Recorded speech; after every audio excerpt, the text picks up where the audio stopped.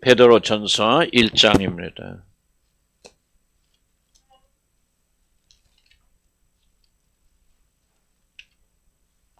1장 우리 8절부터 10절까지 봉독해 8절 9절 보겠습니다.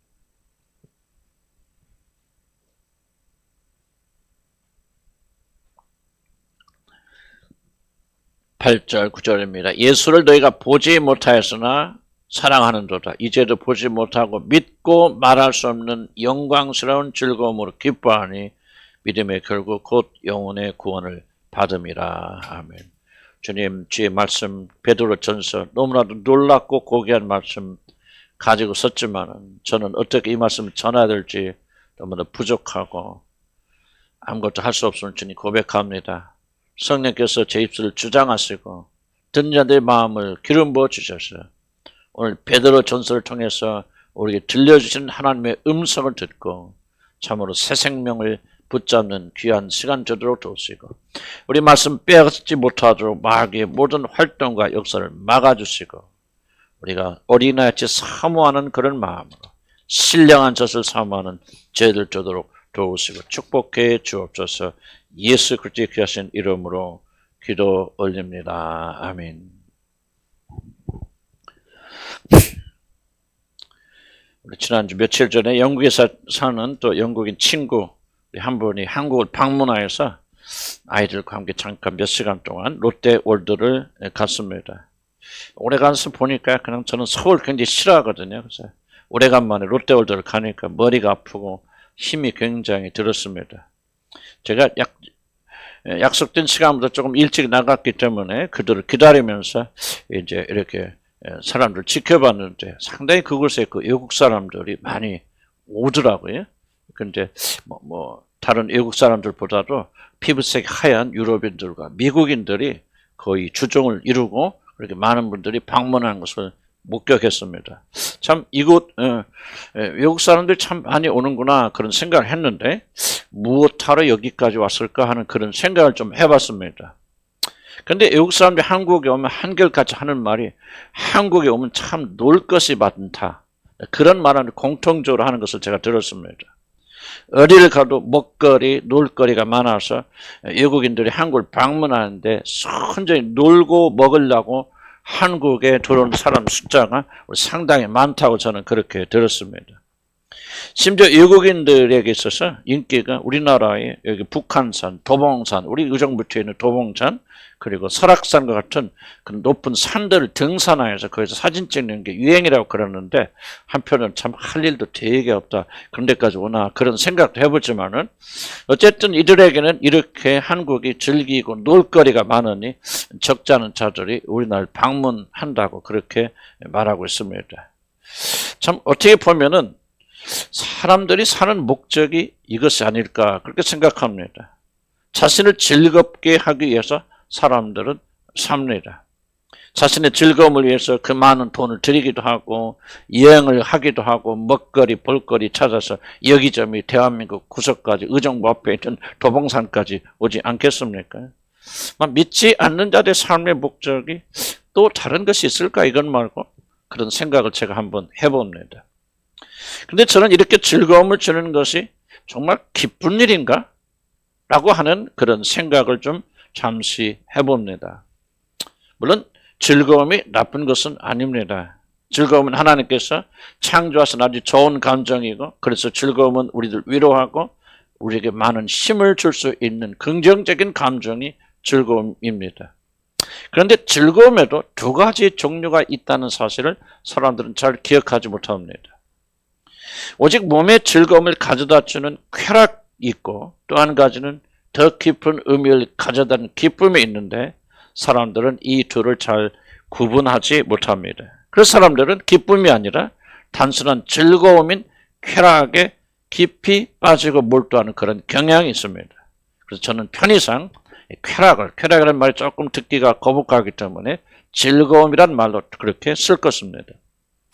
즐거움은 육체의 감각기관, 즉 보고 먹고 마시는 기관이 만족할 때 일어나는 우적 감정이 바로 즐거움입니다. 시각과 청각과 후각과 우리 배가 만족할 때 일어나는 만족스러운 느낌이 바로 쾌락적인 즐거움이라고 그렇게 저는 알고 있습니다. 즐거움이라고 하는 것은 우리들의 몸이 바라는 것이 이루어져 만족스럽다 하는 그런 신호입니다. 그러나 하나님의 형상으로 지음받은 우리들은 즐거움 이상의 것을 우리 추구해야 되는데 성경은 이를 가리켜서 기쁨이라 그렇게 말합니다. 기쁨은 단지 자신의 육신 안에 있는 감각기관들이 만족하여서 일어나는 그런 호르몬 그런 작용이 아니라 인간의 깊은 내면의 것들이 충족될 때 일어나는 영혼의 감정을 가리켜서 기쁨이라 그렇게 말합니다. 바로 이것이 인간의 깊은 내면을 만족스럽게 채워줍니다. 시편에 보면 여호와는 나의 목자시니 내가 부족함이 없도다라고 하는 고백을 하는데 바로 이 고백은 단순한 즐거움이 아니라 자기 존재 깊은 곳 영혼까지도 만족된 사람이 그 부르는 기쁨의 노래입니다. 바로 그러한 기쁨이 나의 모든 것을 채워줄 때 그 사람은 바랄 것이 없이 만족하게 됩니다. 그런데 그러한 기쁨을 우리가 어디서 얻을 수가 있습니까? 먹고 마시고 즐겁고 놀러 가고 산에 오를 때 그런 기쁨이 얻어집니까? 누가 우리의 영혼이 깊은 곳까지 만족시킬 수 있는 그런 기쁨을 우리에게 주십니까? 오늘 성경은 바로 믿음의 결국, 즉 영혼의 구원을 받을 때 특히 복음이신 하나님의 아들 예수 그리스도를 사랑하게 될 때 말로 다 표현할 수 없는 영광스러운 기쁨이 우리들에게 주어진다라고 그렇게 말하고 있습니다. 볼륨 조금만 올려주세요, 마이크.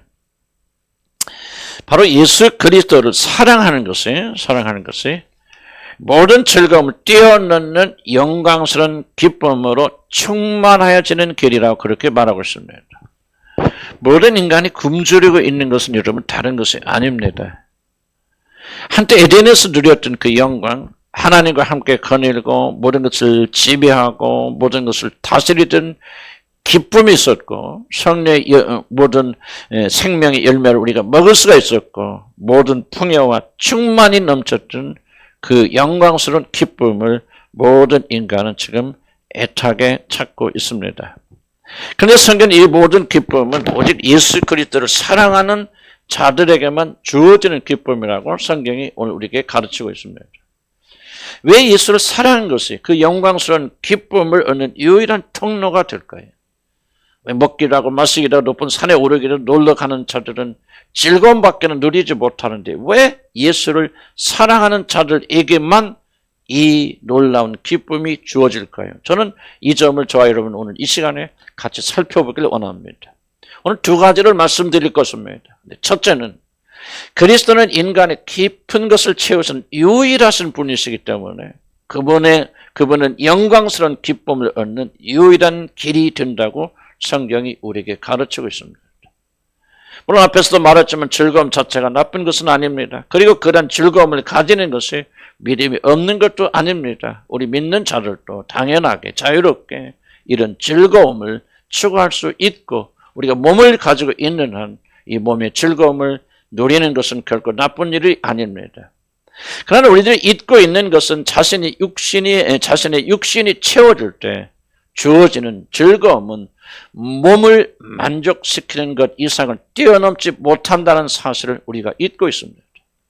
세상이 제공하는 그 어떤 즐거움도 여러분의 육신을 즐겁게 하는 것 이상을 뛰어넘지 못합니다. 그런데 그것이 왜 문제입니까? 아니 세상에서 즐겁게 재미있게 사는 것 그것이 무엇이 잘못됐습니까? 라고 여러분은 그렇게 말씀하실 수가 있을 것입니다. 즐거움이 인생의 문제에 궁극적인 해답이 되지 못한 이유는 인간이란 불행히도 몸만 가진 그런 존재가 아니기 때문에 그렇습니다.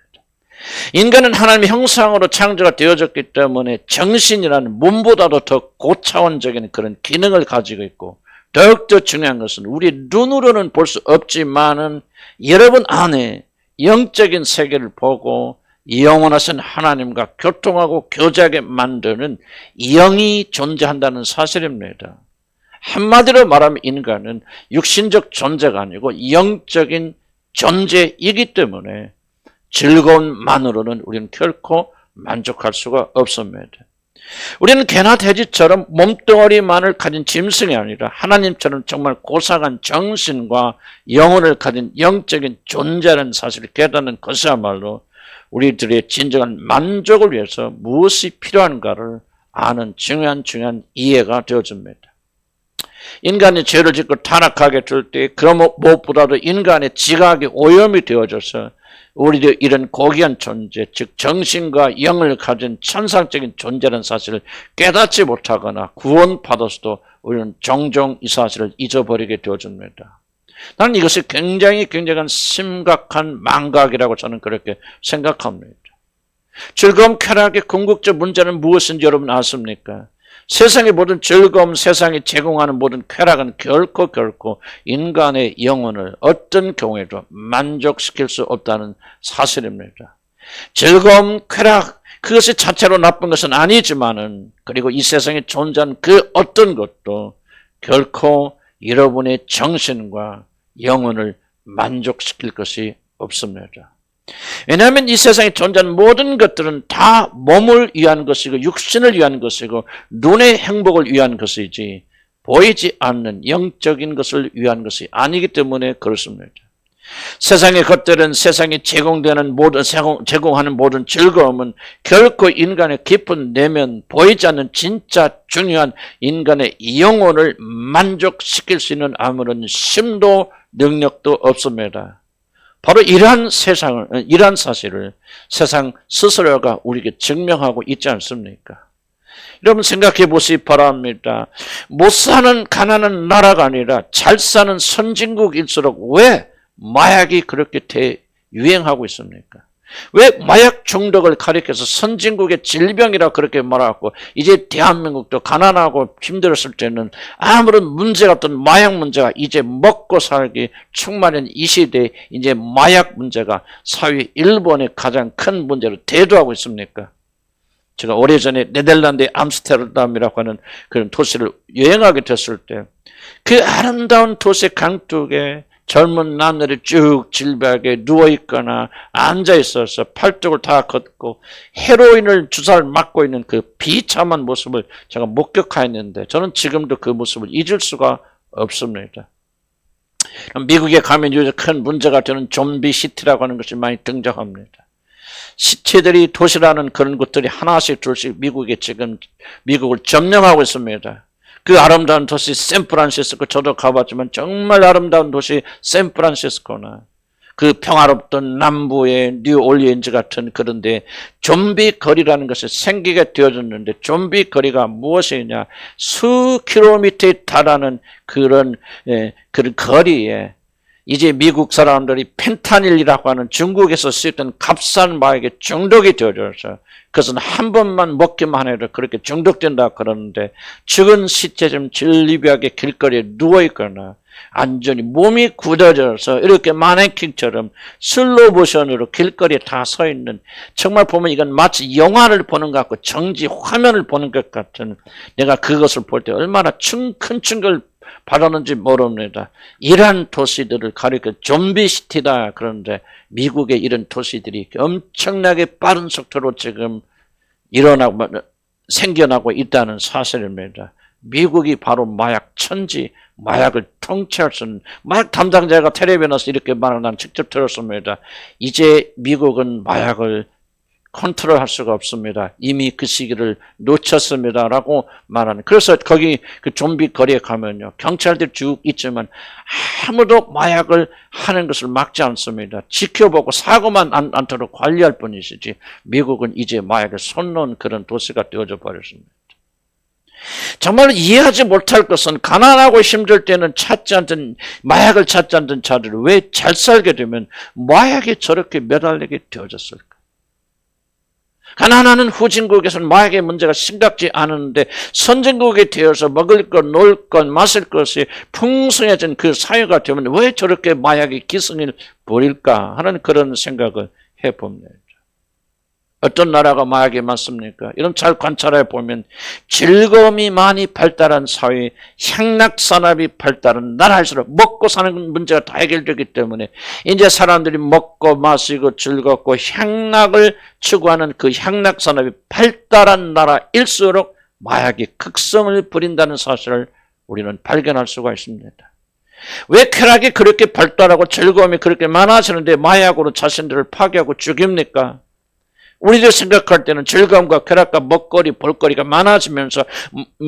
많아지면은 마약 같은 것은 아예 눈도 주지 않아 그냥 먹거리, 볼거리 재밌게 즐기며 살 것 같은데 왜 그런 것들이 발달하면 발달할수록 마약의 문제가 더 심각해져서 수많은 사람이 마약으로 죽어갑니까? 도대체 무엇이 잘못됐길래 이런 일들이 일어난단 말입니까? 바로 이것이 즐거움의 문제, 쾌락의 절대적인 문제입니다. 세상이 제공하는 모든 즐거움과 쾌락은 결코 인간의 정신과 공허와 영혼의 공허를 채울 수 없다는 사실을 우리는 이러한 증거를 통해서 절실하게 그렇게 보고 있는 것입니다. 성공해서 이제 세상이 제공하는 모든 즐거움과 쾌락을 자신이 원하는 대로 마음껏 누리게 되었을 때 이런 즐거움을 가지면 나는 정말 만족하고 행복하다고 믿어져서 여기까지 달려왔는데 막상 이 모든 걸 가져보고 이 모든 걸 다 누려보아도 정신과 영혼은 여전히 텅 빈 상태로 남아있기에 이 공허와 공백을 메꾸기 위하여 결국 마약에 손을 대게 되고 자신의 소중한 삶을 그렇게 파괴하는 것입니다. 세상이 제공하는 모든 즐거움은 결코 존재의 기쁜 것을 채울 수가 없다는 사실을 실감하면서 깊은 공허를 메꾸기 위하여 사람들은 모든 것을 순간적으로라도 잊게 하여 주는 환각 상태, 마약에 빠지는 것이 아니겠습니까? 먹고 즐기는 일을 누가 나보다 더해 보았으랴 라고 솔로몬 왕은 전도서 2장 25절에서 그렇게 한탄하고 있지 않습니까? 이 세상에 제공할 수 있는 모든 걸 다 해보고 다 먹어보고 다 가져본 왕이지만 그의 영혼은 공한 채로 남아 있어서 모든 것이 헛되고 헛되니 모든 것이 헛되더라 하는 유명한 말을 남기고 쓸쓸하게 이 생을 마감하지 않았습니까?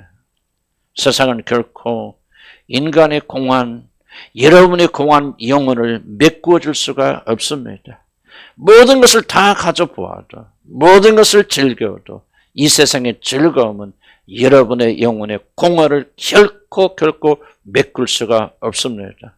그렇기 때문에 세상은 우리에게 쾌락을 주는 즐거움을 줄지 몰라도 결코 영광스러운 기쁨을 줄 수가 없는 것입니다.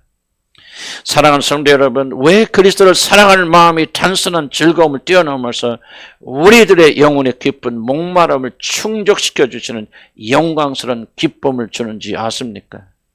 그것은 그리스도가 제공하신 십자가의 사랑만이 인간 존재의 모든 기쁨에서 오는 공허를 완벽하게 채워주기 때문이 아니겠습니까? 인간이 왜 외롭고 괴롭습니까? 먹을 것이 없고 입을 것이 없고 즐길 것이 없어서 외롭고 괴롭습니까? 아닙니다. 그 이유는 참된 사랑을 잃어버렸기 때문이 아닙니까? 한때 자기 자신의 영혼의 깊은 곳까지 충족시켰던 이 영광스러운 기쁨을 상실했기 때문에 인간들은 먹고 마셔도 모든 것을 가져보고 모든 쾌락과 즐거움을 다 가져보도 여전히 공허하여서 마약을 찾아 좀비처럼 죽어가는 것이 아니겠습니까? 하나님은 사랑입니다. 그의 모든 본질이 바로 사랑이라고 하는 그런 뜻입니다. 그렇기 때문에 자신의 형상으로 지어진 인간은 사랑으로 그리고 사랑을 위하여 그리고 사랑을 향하여 가는 존재로 하나님은 저와 여러분을 창조하셨습니다. 한마디로 인간은 사랑이 없으면 존재할 수 없는 사랑의 존재라고 하는 그런 뜻입니다.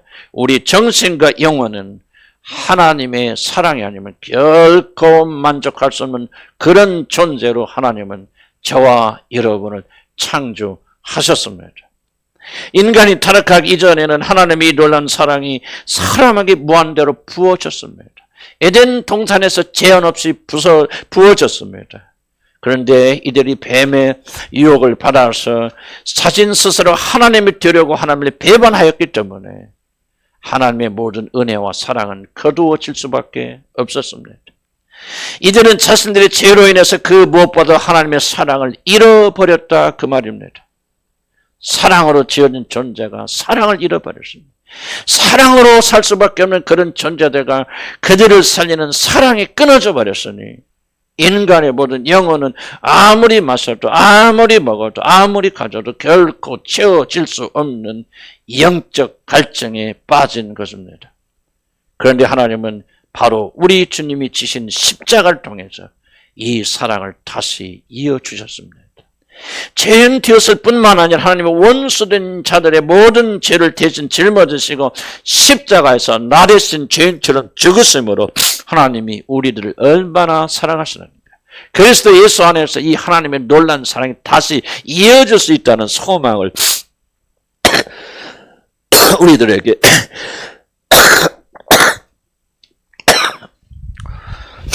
보여주신 것입니다. 로마서 5장 8장에 뭐라고 말합니까? 우리가 아직 죄인 되었을 때 그리스도께서 우리를 위해 죽으심으로 하나님께서 우리에 대한 자기의 사랑을 확증하셨느니라고 말합니다. 요한일서 4장 10절에 이렇게 말합니다.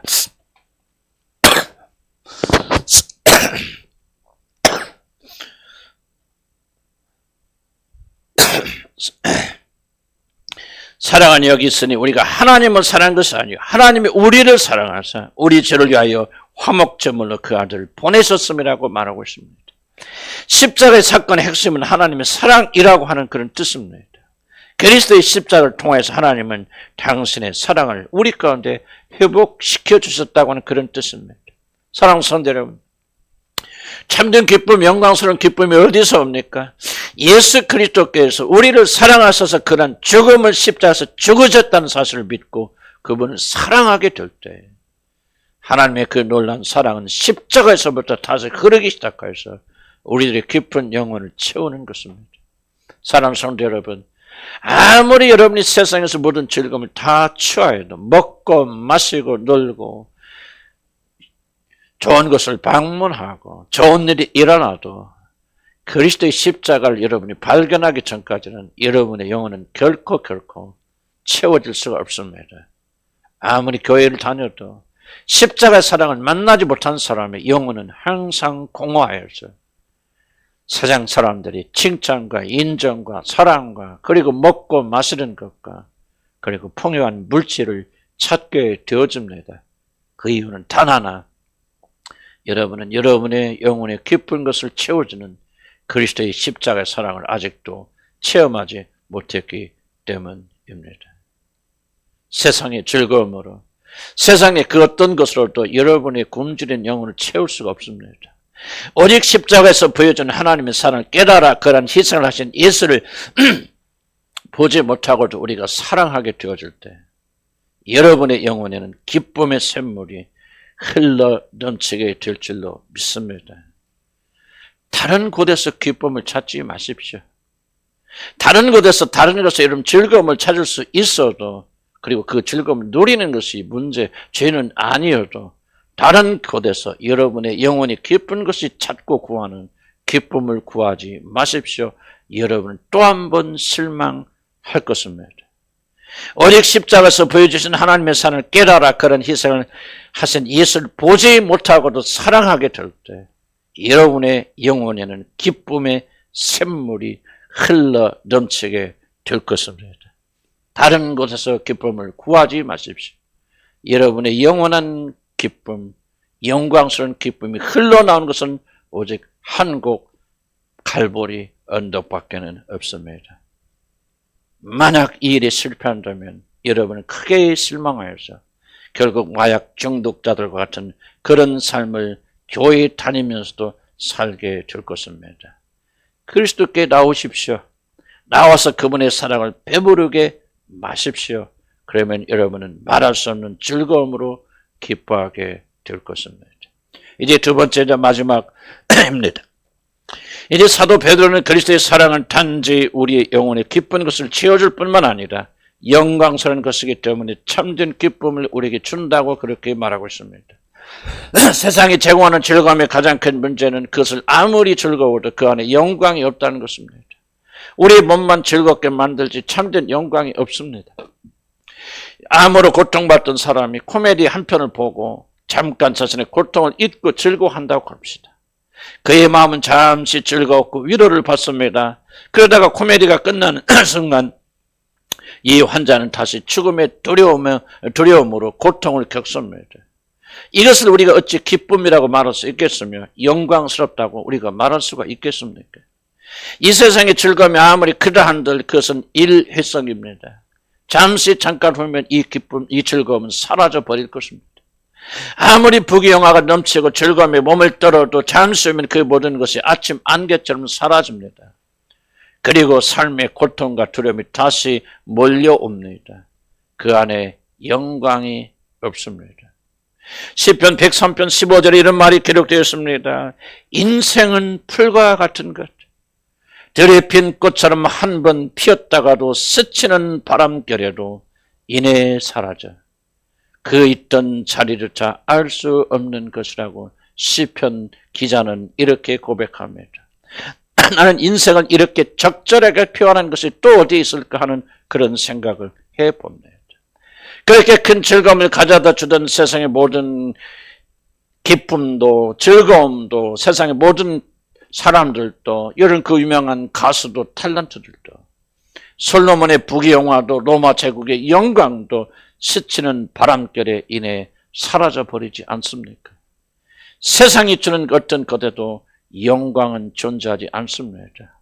영광스러운 것은 영원히 지속되는 것이 아닙니까? 잠깐의 육체적 즐거움을 주다가 마약처럼 그 약기운이 떨어지면 사라지는 것이 세상의 것이 아닙니까? 영원하며 진실하며 깨끗하며 강하고 영구하며 찬란한 이런 것들만이 영광스러운 것입니다. 그래서 영광은 항상 영원하신 하나님과 관련이 있고 영광은 오직 땅이 아니라 하늘에만 존재하는 것이 영광입니다. 하나님만이 영원하신 분이시고 하나님만이 거룩하시고 진실되고 참되실 뿐만 아니라 모든 능력과 권세와 힘이 그분의 것이기 때문에 모든 영광은 땅에서가 아니라 사람에게서가 아니라 오직 하나님에게서만 옵니다.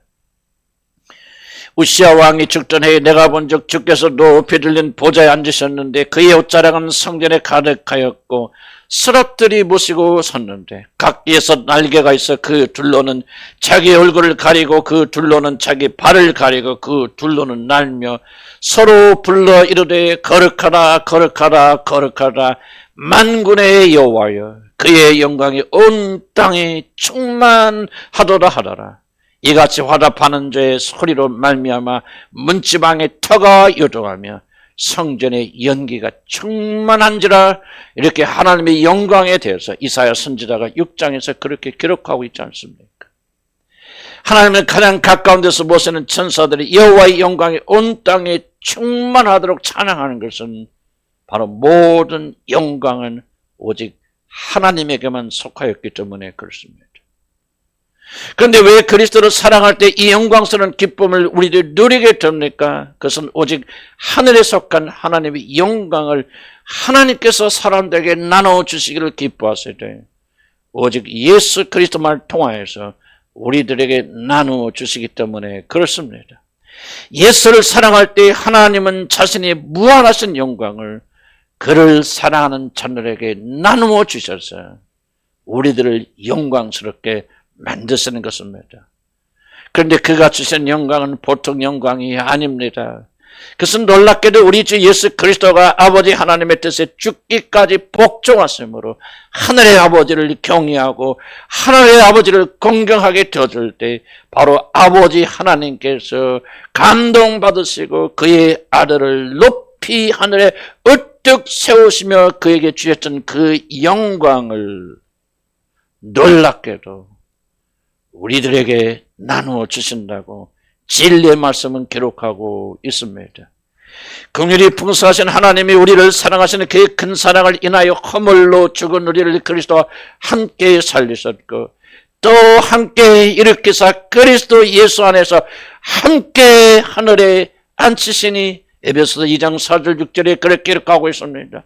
자녀임은 그냥 자녀가 아니라 또한 상속자 곧 하나님의 상속자요 그리스도와 함께하여서 그리스도가 받을 모든 것을 같이 나눌 영광의 상속자라고 로마서 8장 17절에 그렇게 말하고 있지 않습니까? 이는 이방인들이 복음으로 말미암아 그리스도 예수 안에서 함께 상속자가 되어서 함께 지체가 되고 함께 약속하는 자가 되어서 그리스도 예수가 되는 모든 영광을 우리들도 받게 된다. 그렇게 에베소서 3장 6절에서 우리에게 가르치고 있지 않습니까? 정말 놀랍게도 하나님은 하나님의 독생자들 예수 그리스도가 받으신 모든 영광을 그를 믿는 자들에게도 똑같이 나누어 주신다고 약속하십니다. 그래서 그가 늘 모든 영광을 우리같이 부족한 자들도 이어받는 같은 상속자가 되어서 그 영광 속에 들어가는 것입니다. 우리 같은 죄인들에게 이런 영광을 주시다니 생각만 해도 기쁘고 즐거운 일이 아니겠습니까? 우리들이 이 사실을 마음을 다하여 믿는다면 우리들은 말로 표현할 수 없는 영광스러운 즐거움으로 기뻐하게 될 것이 아니겠습니까? 우리들은 이 영광을 알게 해야 된다고. 그래서 예수께서 받으실 그 영광을 우리도 받게 된다는 사실을 믿게 하여 달라고 그렇게 간구해야 될 것이고 우리가 살아생전 완전하지는 못하지만 이 영광을 누리는 자들, 맛보며 사는 자들이 되어야 될 줄로 믿습니다. 나는 제가 기도하고 간구하고 제가 소원하는 것은 우리가 조금이라도 이 영광을 맛본다면 우리는 이 세상에 사는 동안 전혀 다른 그런 삶을 살 것이며 하나님의 영광 속에서 승리하는 삶을 살 것이라고 저는 확신합니다. 그런데 이 모든 영광이 우리에게 어떻게 주어집니까? 어떤 놀라운 일을 하여 이런 영광이 우리에게 주어집니까? 그러니 성경은 말합니다. 오직 믿음이라고 하는 걸 통해서 너희들은 이 영광 속에 들어간다고 그렇게 말하지 않습니까? 그리스도의 죽으심으로 말미암아 자신의 모든 죄에서 사함받았고 나는 모든 벌에서 예수가 나를 대신해 죽으심으로 나는 해방되었다. 그리고 그리스도의 모든 순종하심으로 내가 의롭다고 칭함을 받았다. 그래서 그 결과 하나님의 놀란 성령을 내가 선물로 받고 이제 하나님께서 아들에게 베푸신 놀란 영광을 주실 때 우리들도 그와 같은 공동 상속자로 삼아 주셔서 예수님과 똑같은 영광을 우리에게 주신다는 사실을 믿기만 하면 진심으로 전심으로 믿기만 하면 여러분은 그 영광에 참여하는 자가 된다고 오늘 성경이 저와 여러분에게 약속하고 계십니다. 믿음이 이 영광을 여러분에게 선물합니다. 어떤 사람이 이렇게 말합니다. 도대체 믿음이 무엇입니까? 그것을 믿는 것이 얼마나 어렵습니까? 그러나 난 여러분에게 간단한 예를 드리고자 합니다. 우리 월드컵에 참여한 후보 선수가 있습니다.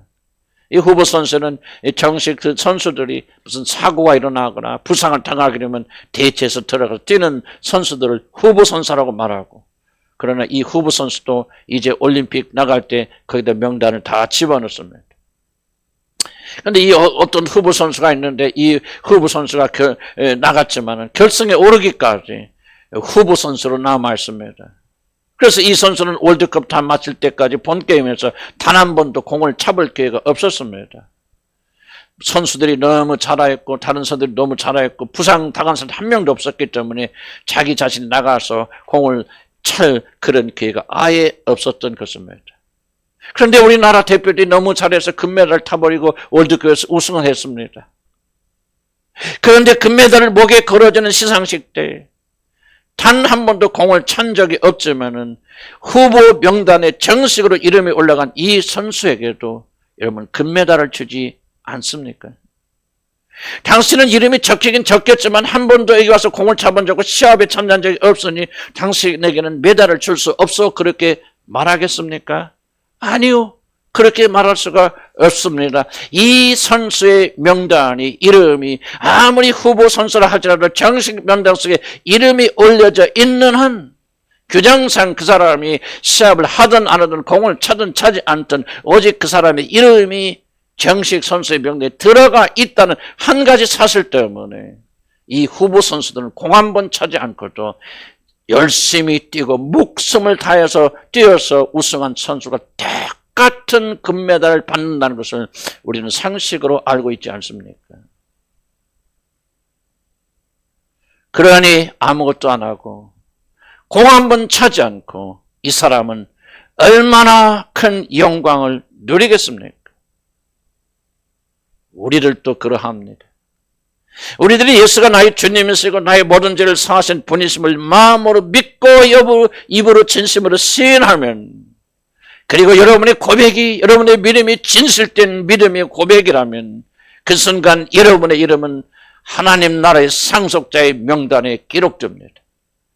그러면 나는 한 번도 공을 차본 적이 없어도 후보 명단에 내 이름이 올라가 있다는 한 가지 이유 때문에 당당하게 금메달을 내 목에 걸듯이 우리들도 믿음으로 예수 그리스도를 받아들이고 그분이 행하신 모든 일을 믿었다는 이 믿음 하나 때문에 우리 주님께서 받으실 모든 영광을 똑같이 받게 됩니다. 바로 이것이 믿음이고, 이 믿음으로 그 사람이 하늘의 영광을 받게 되어지고, 성경은 여러분이 행위가 아니라 오직 이 믿음으로 말미암아 살리라고 그렇게 말하는 것입니다. 아브라함이 이렇게 말씀하신 하나님을 믿으니 내가 똑같은 말을 한 것 같이 아브라함이 똑같은 말씀을 하셨을 때 아브라함이 그 사실을 믿으니 그 믿음을 의로 여기셨다고 그렇게 말씀하신 것처럼 오늘 이 말씀을 듣고 누구든지 예수 그리스도를 자기 구주로 받아들이며 오늘 이렇게 놀란 영광과 기쁨을 주신 그분 오직 믿기만 하면 그 영광이 내 것이 된다는 사실을 어린 나이처럼 믿는 자들은 우리 주님의 영광 받았을 때 똑같이 받게 될 것이라는 사실을 의심 없이 믿으시기를 난 주의 이름으로 간절히 축복합니다. 여러분의 뛰어난 행위가 아니라 우리 주 예수 그리스도께서 나를 위하여 행하신 일을 믿음으로 받아들이면 한다면 우리들이 일하는 것이 없어도 그 모든 영광을 우리에게 선물하십니다. 물론 이것은 입으로만 그렇게 한다는 거죠. 실제 믿고 행하지 않는다는 그런 뜻이 아닙니다. 이런 수없이 제가 설명했기 때문에 오해가 없을 줄 압니다. 그러나 이 사실을 진심으로 믿기만 하면 오늘 여러분은 그 영광에 임할 줄로 믿습니다. 일을 아니할지라도 경건하지 않는 자를 의롭다 하시는 이를 믿는 자에게는 일을 아니하실지라도 아무런 공적이 없고 공로가 없을지라도 경건하지 아니하고 죄가 있는 자 더러운 자 죽은 자를 의롭다고 칭해 주신 이를 믿는 자에게는 그의 믿음을 의로 여기시나니 그의 행위가 아니라 그의 믿음을 의로 여기시나니 나의 죄가 주같이 북달지라도 예수 그리스도의 죽으심으로 말미암아 눈과 같이 씌어졌다고 하니 그 사실 믿는 자들에게는 그 믿음을 의로 여기시나니 일하는 것이 없어요. 행한 것이 없어요. 훌륭한 행적을 남긴 것이 없이 하나님께 의로 여김을 받는 사람의 복에 대해서 다윗이 말한 바 로마서 4장 5절 6절이 그렇게 말하고 있지 않습니까? 우리는 아무런 공로가 없어도 그저 주님이 행하신 모든 것을 받아들이기만 하였는데 주님께서 주신 모든 영광을 우리에게 똑같이 나눠주시니 얼마나 놀라운 영광입니까? 올림픽에 나가서 공 한번 차본 적이 없는데 시합 한번 안 했는데 내 이름이 그 명단에 들어가 있다는 사실 한 가지 때문에 우리가 금메달을 받듯이 우리의 행위는 우리의 공적은 아무것도 없으나 오직 예수 그리스도가 그러하신 분이요 그분께서 나를 위해서 이런 일을 행하셨다는 사실을 믿음으로 받아들이니 하나님께서 여러분의 믿음을 의로 여기셨어요. 이 놀라운 영광 속에 여러분 초청하여 주시는 것입니다. 이 얼마나 영광스러운 즐거움입니까?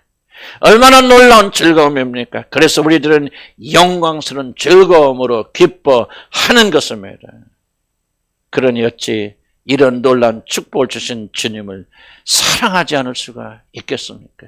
어찌 이분을 향해서 우리의 마음이 불타지 않을 수가 있겠습니까? 어찌 이런 분을 향해서 우리 목숨을 내려놓지 않겠습니까? 오히려 그렇지 않는다면 이상한 것이요. 만약 이런 것이 없다면 여러분에게는 아예 믿음이 없다는 그런 증거가 아니겠습니까? 오늘 누구든지 자신의 마음을 열고 여러분에게 자신의 그 크신 영광을 값없이 나누어 주신 그리스도를 여러분이 진심으로 전심으로 받아들이기만 한다. 여러분은 말로 표현할 수 없는 영광스러운 즐거움이 무엇인가를 여러분 반드시 맛보게 될 것입니다.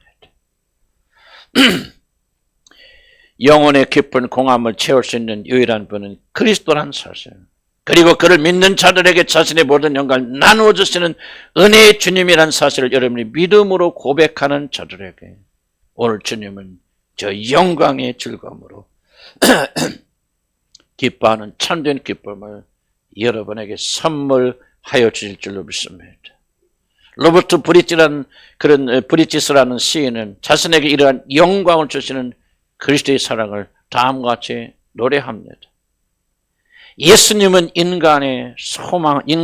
모든 인간이 소망하는 기쁨, 거룩한 죄, 그리고 가장 빛나는 사랑. 당신에게 이끌려 갈망하는 우리의 영혼은 창세전부터 존재하는 빛을 향해 위로 올라갑니다.